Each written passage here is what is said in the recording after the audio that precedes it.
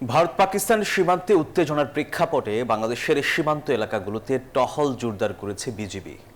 সীমান্তবর্তী এলাকার নিরাপত্তা নিশ্চিত করতে স্থানীয় জনগণের চলাচলের উপর সময়সীমা আরোপ সহ নানা সতর্কতামূলক নির্দেশনা জারি করা হয়েছে।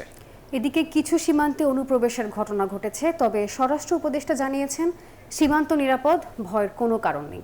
বিস্তারিত ডেস্ক রিপোর্টে। বুধবার থেকে ভারত পাকিস্তান সীমান্তে উত্তেজনার প্রেক্ষাপটে বাংলাদেশ সীমান্তে কড়া সতর্কতা জারি করা হয়েছে। বিজিবির পক্ষ থেকে বলা হয়েছে, সীমান্তে নিরাপত্তা বিঘ্নিত হতে পারে এমন যে কোনো পরিস্থিতি মোকাবেলায় সতর্ক অবস্থানে রয়েছে বাহিনীটি।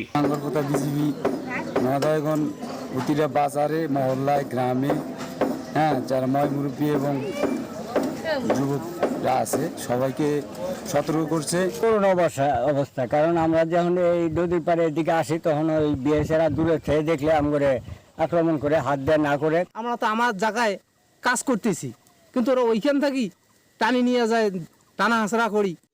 বান্ডেল থাকলে প্রতি সেনমানিতে টাকা বাঁচবে।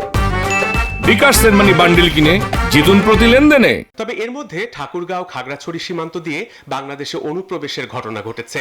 এখন পর্যন্ত খাগড়াছড়ির মাটিরাঙ্গা ও পানছড়ির 3 সীমান্ত দিয়ে ভারতের বিএসএফ এর মাধ্যমে বাংলাদেশে জোরপূর্বক অনুপ্রবেশকারী 72 জনকে ফেরত পাঠানো যায়নি। বৃহস্পতিবার বিকেলে সিলেট গোয়াইনঘাট সীমান্তে বিএসএফ এর পিলার স্থাপনকে ঘিরে উত্তেজনা দেখা দেয়। পরে এলাকাবাসীর বাধায় পণ্ড হয় বিএসএফ এর কার্যক্রম। এ নিয়ে ওই সীমান্তেও বিজিবির টহল আরো জোরদার করা হয়েছে। তবে স্বরাষ্ট্র উপদেষ্টা বলছেন, পাক ভারত উত্তেজনায় দেশের সীমান্ত সম্পূর্ণ সুরক্ষিত রয়েছে। সীমান্ত এলাকায় ভয়ভীতির কোনো কারণ নেই। এখানে কোনো ভীতির কোনো কারণ নেই।